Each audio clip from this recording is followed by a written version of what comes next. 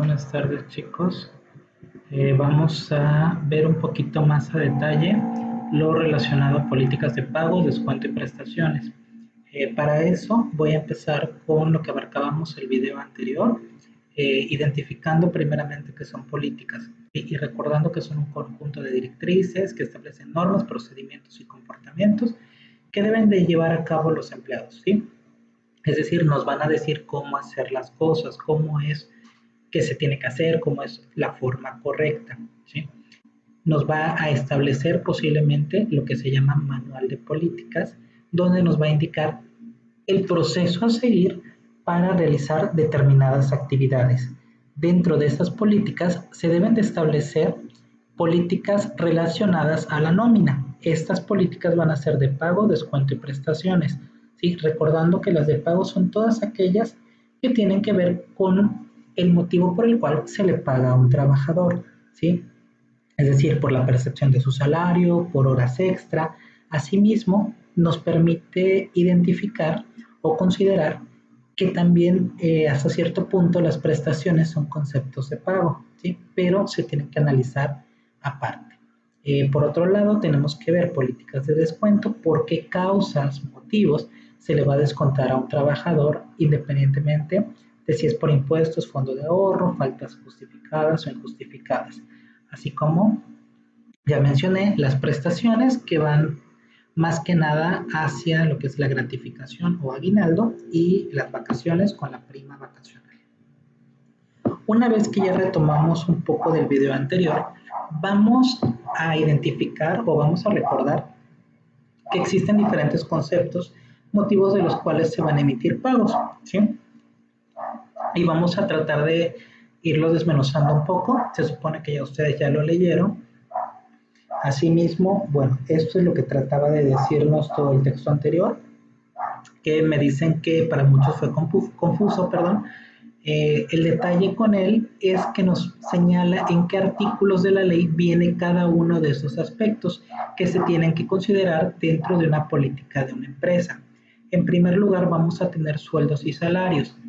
Este va a ser el principal concepto por el que se le paga a un trabajador. Y esto lo dice la Ley Federal del Trabajo. ¿Por qué? Porque dice que todo trabajador, es decir, toda persona que realiza una actividad subordinada a favor de un patrón o a favor de un empleador, se le va a denominar trabajador y este va a tener derecho a percibir a un pago o un salario. Y este derecho es irrenunciable. ¿Qué quiere decir? No puedo trabajar de gratis o de ocas. Ah, sí, trabajo, no hay problema, no me pagues. No. Si estás adquiriendo una obligación como empleado, el patrón adquiere otra al momento de tener que pagarte. Vamos a identificar que la Ley Federal del Trabajo también nos da una definición de salario, que es la retribución que debe pagar el patrón al trabajador por su trabajo. Es decir, tú estás realizando determinada actividad, yo te tengo que dar algo a cambio, retribuir. En la práctica, vamos a encontrar diferencias entre el término sueldo y salario. El sueldo generalmente se va a utilizar este término para referirse al pago de los empleados que trabajan en una oficina o que están en ventas, en un mostrador, que no requiere un trabajo pesado, por así decirlo, o un trabajo físico desgastante. Mientras que el salario va a ser relativo a todos los trabajadores que laboran en el área fabril o bien, para que me entiendan, en un proceso de transformación del producto, ¿sí? Cuando veían costos, veían mano de obra, o cuando ven costos, ven mano de obra, ¿sí? En esas secciones o en esos momentos se va a considerar que es un salario, cuando estamos hablando de obreros de una entidad fabril. Siempre el concepto de sueldos y salarios debe de incluirse en la nómina, ya sea que se pague de forma mensual, semanal, quincenal, confidencial, debe de aparecer el término sueldo y salario, ¿sí? ¿Cuándo se va a utilizar el término empleado? El término empleado se ocupa para todos los trabajadores de una empresa, sean obreros o sean empleados de mostrador, etcétera. Es el término que se utiliza, es para generalizar. De igual manera, la ley del Seguro Social, en lugar de ocupar el término empleado, ocupa el término trabajador, pero tiene el mismo el mismo fin. Ahora bien, en el caso de pago semanal, este debe de hacerse en cualquier día de la semana, siempre y cuando sea laborable, es decir, no se puede pagar en domingo. Sí, ya lo hemos visto o ya lo habíamos mencionado en el salón, al igual que cuando hablábamos del pago quincenal, que se tenía que hacer el día 15, o bien, si el día 15 cae en un fin de semana, o cae sábado, o cae domingo, generalmente se hace el día viernes para que el trabajador pueda tener disponible su pago en ese fin de semana. Obviamente nada impide que la empresa pague los días reales en la segunda quincena. Recordemos que nosotros cuando trabajamos el cálculo de salario diario integrado, estuvimos trabajando sobre 30 días, independientemente de que si el mes trae 31 o trae 28, etcétera, estamos trabajando un promedio de 30 días. La ley no te pone ninguna traba para que tú lo hagas de los días que realmente se trabajan. En este caso se opta por el generalizar 30 días de trabajo. ¿Por qué? Porque para el cálculo de impuestos, para el cálculo de cuotas obrero-patronales, es un tanto más difícil el hacerlo de otra forma, ¿sí? O el hacerlo con los días específicos. La fórmula para cálculo de ese concepto, bueno, viene en la parte de abajo y está muy sencillo de identificar, ¿sí? El sueldo diario por el número de días de sueldo, los números de días que se vayan a pagar, y nos va a dar el importe de sueldo o salario del periodo, ¿sí? Ahora bien, en general, el periodo de pago no va a variar, solamente en una ocasión podría variar, que es cuando ingresa el trabajador, siempre y cuando este trabajador no haya entrado a trabajar el primer día del mes, por ejemplo, o el primer día que se considera o se cuenta la quincena, ¿sí? Es decir, que fue contratado 5 días después, ¿sí? En esos casos, obviamente, bueno, no va a tener derecho al pago de la quincena completa, pero sí de los días que haya trabajado. También podemos identificar que se puede contratar al trabajador por la cantidad de unidades que produce, es decir, te contrato para que haga 5 mesas, 6 mesas, y bueno, va a ser con base en eso que se va a pagar al trabajador. ¿Sí? Ese es el pago por destajo, es decir, por la cantidad de productos que genera en un periodo determinado. Y a partir del año 2013, también la Ley Federal del Trabajo establece que se puede pagar por hora. Identifiquemos generalmente en algunos países como Estados Unidos, el pago a los trabajadores se hace por hora. En 2013 se incluyó ese concepto para México, teniendo ciertas características o ciertas limitaciones. Ok, te puedo pagar por hora siempre y cuando el acumulado de las horas de una jornada no sea menor al salario mínimo. Es decir, que si trabaja 3 horas, esas 3 horas deben de ser por lo menos iguales a lo que señala el salario mínimo. Y esto debe de estar establecido en el contrato. ¿Para qué? Para que el trabajador o el patrón en este caso no le diga al trabajador, ¿sabes qué? Trabajas 3 horas y mañana vas a trabajar nada más una. Y ya al día siguiente pues ya no le da en ese día el tope de salario mínimo, sino que debe estar establecido claramente cuántas horas debe de trabajar y cuánto es lo que se le va a pagar al trabajador. Por otra parte, también debe de considerarse que si se le adeuda al trabajador salarios una vez que se finiquita o se liquida, bueno, estos deben de ir considerados en la nómina de liquidación o de finiquito.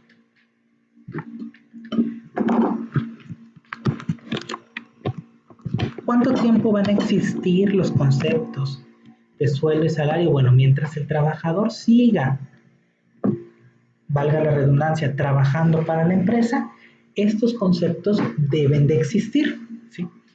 ¿Por qué motivos van a dejar de existir el término sueldos y salarios? Bueno, cuando el trabajador ya es finiquitado, liquidado o, en dado caso, falleciera.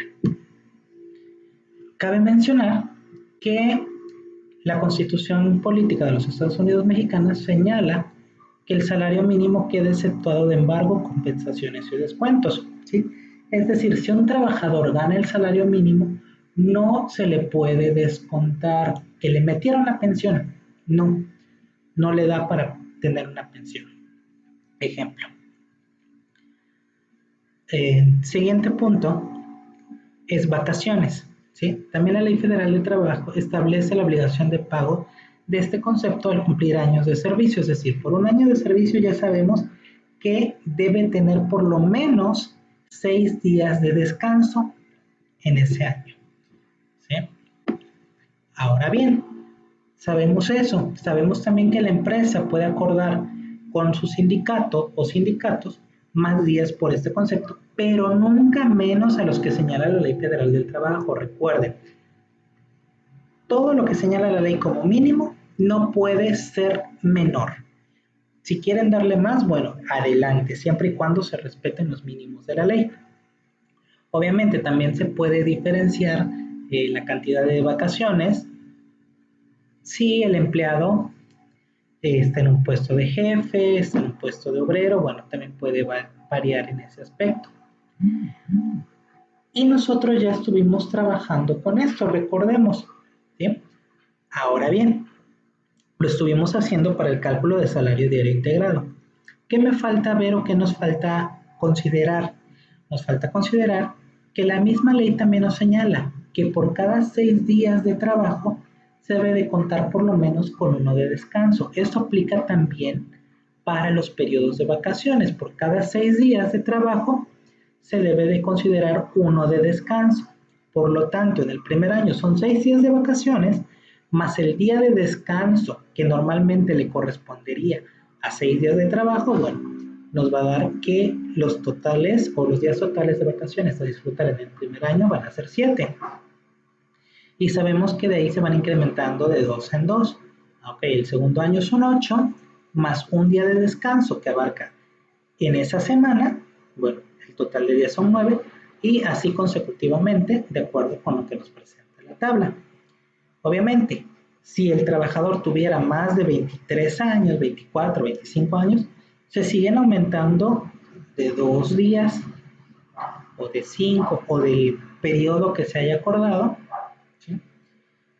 Generalmente no se maneja de otra manera o no se maneja más porque se considera que no van a trabajar tanto los trabajadores, valga la redundancia, en la empresa, pero bueno, siempre hay sus excepciones. Ojo aquí, los menores de 16 años que estén trabajando deberán disfrutar 18 días laborables por lo menos, es decir, 18 días. Nos da también adicionalmente 3 días de descanso, en total 21 días, ¿sí? Es una de las diferencias que hay entre un trabajador mayor de edad y uno menor de edad. Las vacaciones se deben de disfrutar y pagar dentro de los 6 meses siguientes a la fecha de aniversario, que quiere decir una vez que cumples el primer año de trabajo, bueno, en los siguientes 6 meses te deben de dar esas vacaciones. Y la ley te señala que no puede compensarse ese concepto, es decir, sabes que te lo pago, pero no te vas de vacaciones y te doy un extra para que te quedes a trabajar. No, es un derecho del trabajador y debes de disfrutarlo. Los días de vacaciones deben de ser efectivos, es decir, no se contarán los días festivos. Y entonces, no sé, si un trabajador pide sus vacaciones en la primera semana de febrero y en la primera semana de febrero recordamos que el primer lunes de febrero es inhábil, entonces ese día se corre, ese no se cuenta como día de vacaciones, ¿sí? Sino que es su día de descanso obligatorio, normal. Y si tenía que entrar el lunes, bueno, entraría el martes siguiente. La empresa tiene la obligación también de entregarle a sus trabajadores una constancia donde diga, ¿sabes qué? Tienes tantos años y te tocan tantos días de vacaciones y en tal fecha, ¿sí? O bien lo puede acordar con el trabajador. Y bueno, y para calcular la antigüedad, bueno, nos vamos a los días de descanso, días de vacaciones incluido de descanso, por el sueldo diario, bueno, nos va a dar el importe a pagar. este importe se paga como concepto de vacaciones, ¿sí? No, ojo aquí, no es la prima vacacional, sino son días que se le están pagando, pero que coinciden con sus vacaciones.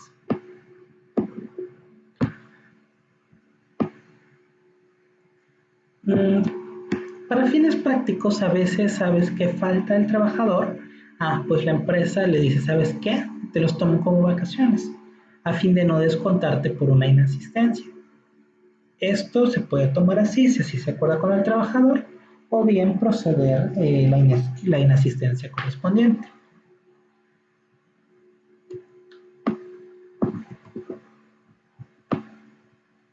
Ahora bien, generalmente las empresas buscan que las vacaciones sean en periodos, eh, ¿cómo se llama?, más convenientes para ellos. Es decir, cuando haya menos trabajo, además, o que sean comunes las vacaciones bajo otros conceptos. Por eso se ocupa Semana Santa, Navidad, más o menos cuando es que la producción se reduce o hay menos trabajo, ¿sí?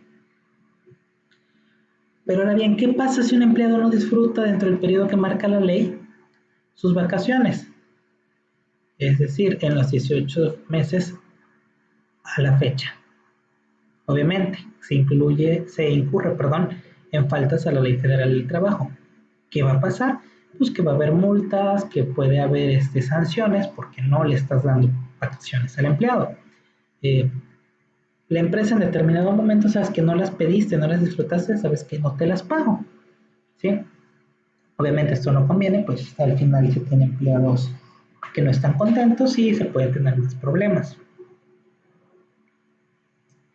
Se vuelve una práctica común el que los empleados cobren sus vacaciones, lo que les decía que la ley nos señala que no está permitido, ¿sí? Sabes que te pago, pero quédate. No obstante, algunas empresas lo hacen.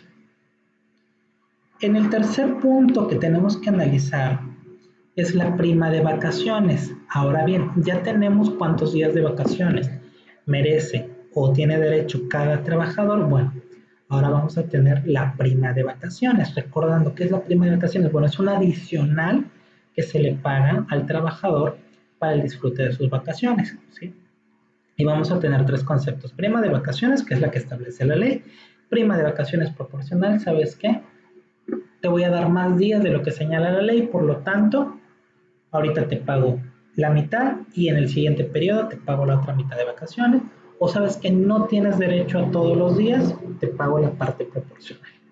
Y la prima vacacional exenta, esto es para cuestiones de impuestos sobre la renta, ¿sí? Recordemos que por el trabajo se nos cobra un impuesto, ¿sí? También conocido como impuesto sobre el producto de trabajo, o el impuesto sobre la renta, ISR, ¿sí?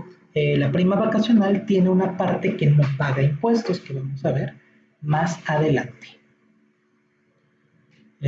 Bueno, recordar que la Ley Federal del Trabajo señala que el mínimo que se paga sobre prima de vacaciones es del 25%, ¿sí? Ahora bien, el porcentaje señalado puede ser mayor. No existe una limitante para ello. Recuerden que nunca podrá ser menor. Son como los ejemplos que hacíamos con salario diario integrado, ¿sí? Aunque la prima se va a calcular sobre los importes de vacaciones, es conveniente calcularla en días, ¿sí? Recuerden, vemos cuántos días de vacaciones, lo multiplicamos por 0.25, si es lo que se está trabajando, y nos da el número de días que corresponde. Y eso nos ayuda a considerar también el dato que requerimos para salario diario integrado. Bueno, y tenemos un ejemplo en la tabla, ¿sí? De 0.01, es decir, de 0 días hasta un año, tiene derecho a 6 días de vacaciones, una descanso, en total 17, ¿sí? Lo multiplicamos por 0.25 y bueno, nos va a dar el número de días que se van a pagar por prima vacacional. Obviamente, cada empresa puede elaborar su escala para darle al trabajador. Si tienes tanto tiempo, te toca tanto, para que haya un conocimiento también por parte del trabajador.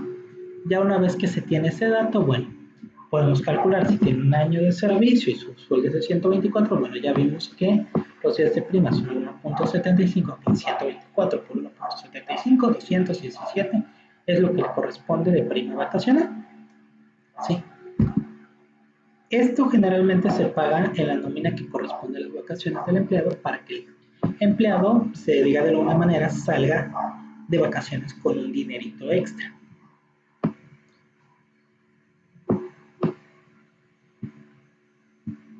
O bien se puede pagar en una época del año específica a todos. Bueno, eso ya va a depender de cada empresa y de los acuerdos que tenga en caso de existir sindicato. Si la relación laboral termina antes del término del año de servicio, bueno, pues entonces se va a calcular la parte proporcional de los días trabajados y es lo que se le va a pagar.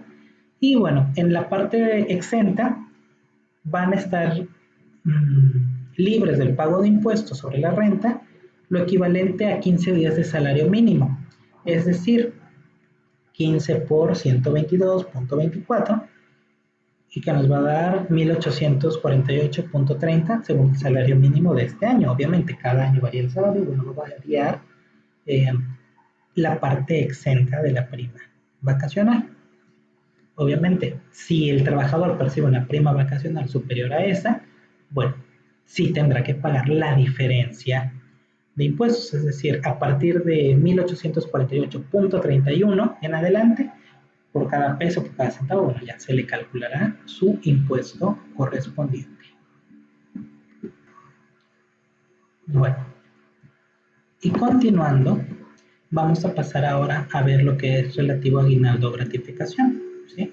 En esta parte, bueno, también vamos a considerar tres conceptos: aguinaldo o gratificación, que es lo que nos establece la ley; la parte proporcional, también cuando no se elabora todo el ejercicio, es decir, todo el año completo; o la parte también que está exenta, al igual que la prima vacacional, ¿sí?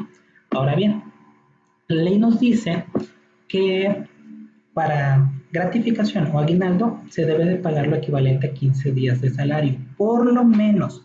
Esto no es limitativo, recuerden, eso es lo mínimo que se tiene que pagar.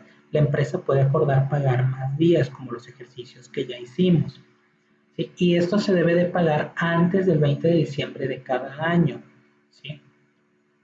En la fecha que quieras, pero antes del 20 de diciembre. No se puede pagar después. Y se le paga al salario que tenga al momento de pago. Si 15 días se le subió el salario al trabajador, a ese monto se le va a pagar sus vacaciones, perdón, su gratificación o aguinaldo. Generalmente este va en una nómina especial, una nómina sola, para el pago de gratificaciones, pero también se puede incluir en la normal o en la regular. Ya les mencioné que se pueden acordar más días de trabajo, pero nunca menos. Y obviamente también puede ser por categorías. Entre más antigüedad tenga un trabajador, igual se le puede pagar más o menos. Perdón, más días de gratificación, recuerden, nunca menos. Algunas empresas pagan en dos momentos, ¿sí? O en dos partes. Algunas la pagan una parte en diciembre y la otra en enero, o bien una parte en agosto y la otra en diciembre, pero siempre que se haga el primer pago, no debe de ser menor a 15 días. Se le deben de pagar por lo menos 15 días juntos en el primer pago si se le divide el pago de sus gratificaciones o aguinaldo, ¿sí? Y está bien sencillo. Ejemplo, si tiene un año, si tiene 7 años, la cantidad de años que tenga, el sueldo que perciba por el número de días de aguinaldo. Si tomamos el mínimo, 15, multiplicamos el sueldo al diario por 15 y nos va a dar el importe a pagar en el periodo, ¿sí? Ojo, si el empleado ingresó iniciado el año, es decir, en lugar de entrar a trabajar en enero, entró a trabajar en marzo, se le va a pagar la parte proporcional, es decir, lo que corresponde a 10 meses de trabajo, ¿sí? ¿Cómo se va a hacer? Bueno, se va a dividir el número de días que laboró entre el número de días del año, nos va a dar un factor y eso lo vamos a multiplicar por 15 y nos va a dar la cantidad equivalente de días y es lo que se le va a pagar. Por otro lado, También dentro de aguinaldo vamos a tener gratificaciones exentas. Estas van a ser equivalentes a 30 días de salario mínimo, es decir, hasta 3.696 pesos con 60 centavos, de acuerdo al salario mínimo de 2020, la gratificación o aguinaldo estaría exenta. Si gana, por ejemplo, en los ejemplos que puse, 1 y 2 están abajo de 3.696.60, es decir, por ese aguinaldo no van a pagar impuestos, pero en el ejemplo 3, que gana 17.250, este sí va a pagar ISR por 13.000 y fracción, que es la diferencia entre 17.250 menos 3.696.60.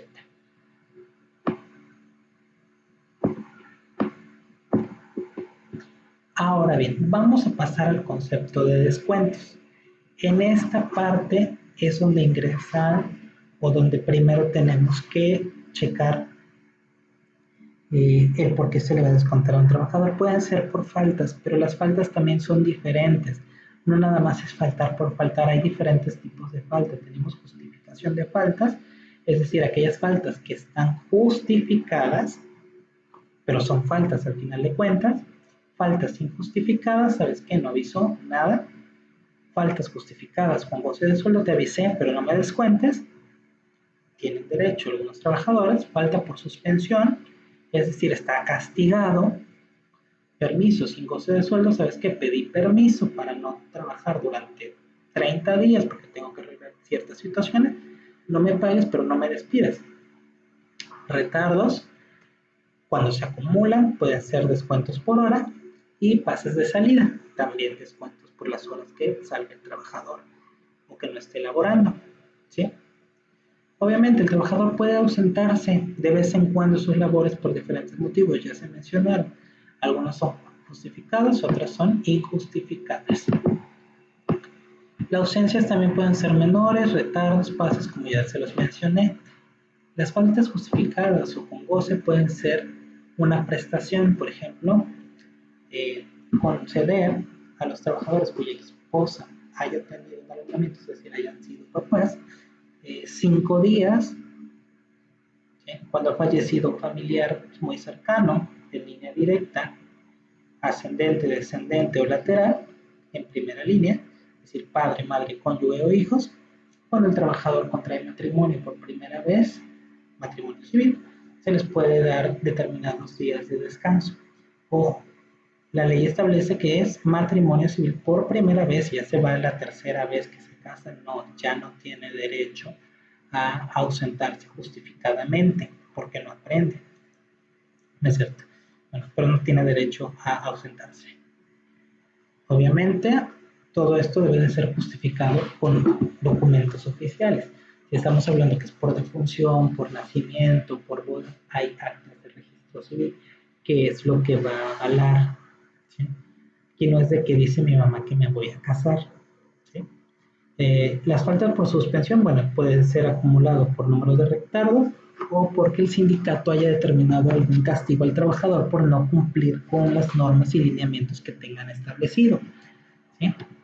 Los permisos sin goce de sueldo pueden ser por varios días para atender asuntos personales, ¿sí? De acuerdo con la ley, por cada 6 días de trabajo hay un día de descanso. ¿Qué quiere decir esto para el caso de las faltas? Que si el trabajador trabaja 6 días a la semana, ¿sí?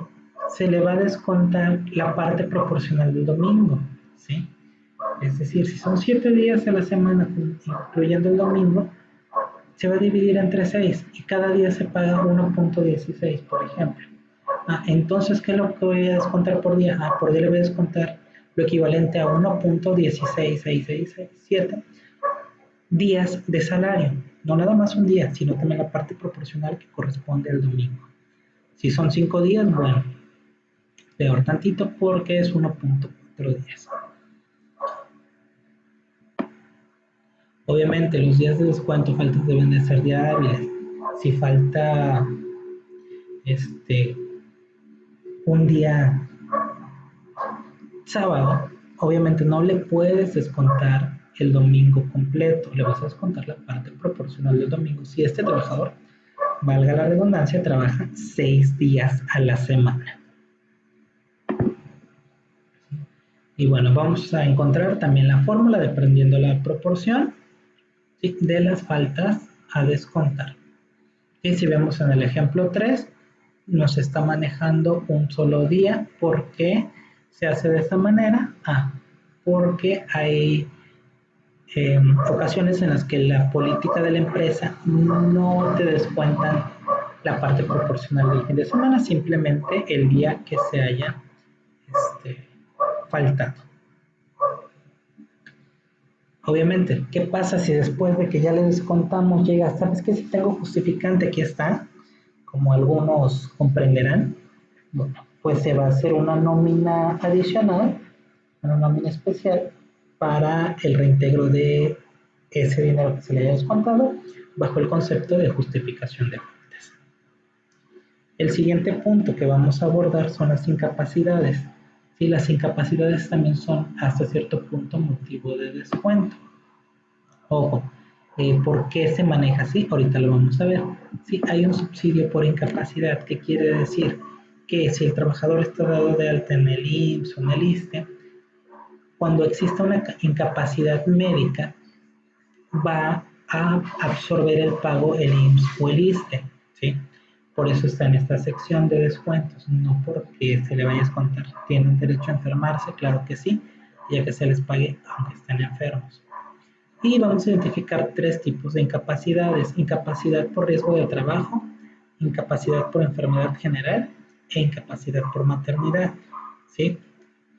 Ahora bien, dentro de la incapacidad, estas se clasifican en 2 formas, según la Ley Federal la Ley de Seguridad Social, perdón. Incapacidad por riesgo de trabajo es una e incapacidad por enfermedad y maternidad es otra, ¿sí? Los riesgos del trabajo pueden producir incapacidad temporal, permanente parcial, permanente total y muerte, ¿sí? La relación laboral solo continúa en la incapacidad temporal. Ahora bien, ejemplos de riesgos de trabajo: perder un brazo, una pierna, un ojo, ¿sí? Morir, son riesgos de trabajo, obviamente dependiendo de la dificultad y del riesgo del mismo trabajo, ¿sí? ¿A qué se refiere que la relación laboral solo continúa en la incapacidad temporal? Es decir, si el trabajador tiene una incapacidad permanente parcial, generalmente se procede a pensionarlo. Permanente total es un hecho que se pensiona, y muerte, bueno, obviamente termina la relación laboral porque ya no hay un empleado con cual tener esa relación laboral. En el caso de incapacidad por riesgo de trabajo, bueno, el Seguro Social cubre el 100% del salario desde el primer día de la incapacidad. Las incapacidades por riesgo de trabajo y por maternidad no se consideran, es decir, no se descuentan de la base de días, es decir, si van a tener PTU los trabajadores, utilidades, no se les descuenta ni del aguinaldo. ¿Por qué? Porque se les sigue pagando aunque sea una incapacidad, ¿sí?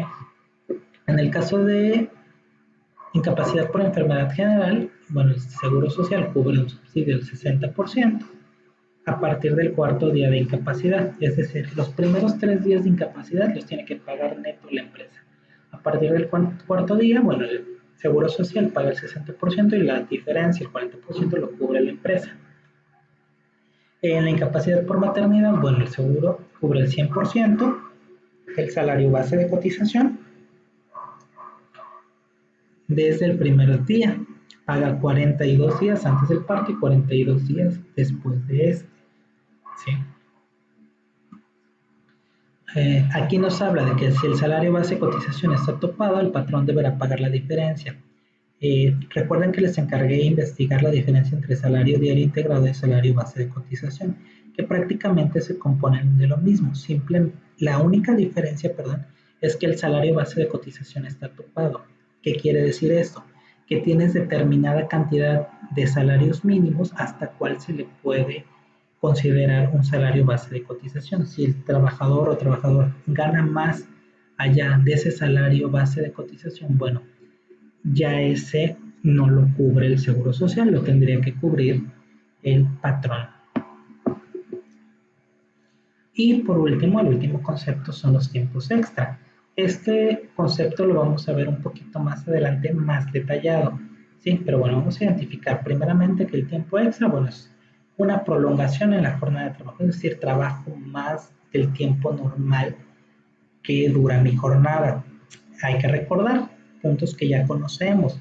El tipo de jornada puede ser diurna, nocturna o mixta. Bueno, cada una viene ahí explicada. Nosotros ya conocemos o debemos de conocer cuál es cada una y la duración máxima de cada una de ellas. ¿Sí? Si nosotros sacamos cálculos rápidamente, una jornada diurna a la semana, pues van a ser 48 horas, una nocturna 42 y una mixta 45 horas. Obviamente, de acuerdo con los acuerdos que tenga sindicato, que tengan trabajadores con patrón, bueno, puede variar el número de horas en una jornada. ¿Sí? Ahora bien, vamos a tener diferentes tipos de tiempo extra. ¿Sí? Vamos a tener el tiempo extra por emergencia, es decir, cuando hay un accidente o algo que ponga en riesgo la estabilidad de la empresa. Va a ser muy raro, va a ser muy eventual, pero sí se puede dar. En esta parte, no hay un tope de tiempo extra que se cubra porque se considera que son extraordinarios y el trabajador tiene la obligación de trabajarlo, valga la redundancia, y el patrón les pagará al doble que el número de horas que tengan que trabajar adicionales. ¿Sí? Y de ahí viene el tiempo extra doble. Aquí ya es, ¿sabes qué? Por otras circunstancias extraordinarias, entiéndase. ¿Sabes qué? Hay más trabajo, no trabajo que debías de haber hecho en tu horario, no. Salió un trabajo adicional que es necesario que lo cubras. Ah, bueno, van a ser circunstancias extraordinarias, que porque toda la mañana estuviste tomando café y no te apuras, no, no es tiempo extra válido. ¿Sí? Ahora bien, ese tiempo extra, bueno, se habla entre patrón y trabajador para que lo elabore y nos dice que no puede ser más de 3 horas y 3 veces o 3 días a la semana. ¿Sí? Es decir, si lunes, martes y miércoles se quedó a tiempo extra a trabajar 3 horas diarias, bueno, ese tiempo extra se le va a pagar al doble. ¿Sí? Es decir, se pagará al 100% las horas, es decir, se pagarán doble. Que si una hora se le pagan 60 pesos, bueno, se le va a pagar 120 por cada hora. ¿Sí? Esa es en su jornada de tiempo extra. Pero ¿qué pasa cuando se trabaja más de 9 horas? Ah, bueno, entonces aquí ya entra el tiempo extra triple. ¿Qué quiere decir? Que cuando la jornada de trabajo, sabes que ya trabajaste 3 días consecutivos, 3 horas adicionales a tu jornada, pero necesito que los siguientes días, jueves y viernes, te quedes también a trabajar, pues esas siguientes 6 horas extra que va a hacer se van a pagar al triple. Es decir, si ganas 60 por hora, se va a pagar 180 por cada hora extra. Obviamente debe de haber el acuerdo entre patrón y trabajador. ¿Sí? Y ya viene, obviamente, la jornada por turnos. Y bueno, ya viene un ejemplo de cómo se considerarían o cómo se pagarían. ¿Sí? Ahora bien, vamos a considerar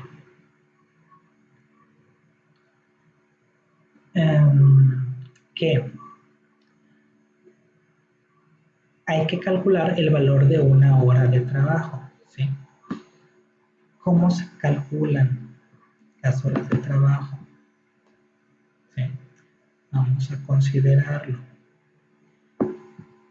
Si tenemos en determinado momento, ¿sí?, que tenemos de sueldo diario 245 y se trabajan 8 horas, bueno, vamos a dividir esos 245 entre 8 para que no sé cuánto se le paga por hora. Así, el número de horas trabajadas se multiplica por el importe que se le va a pagar en el caso de las horas extra al doble. Es decir, pagadas al 100%.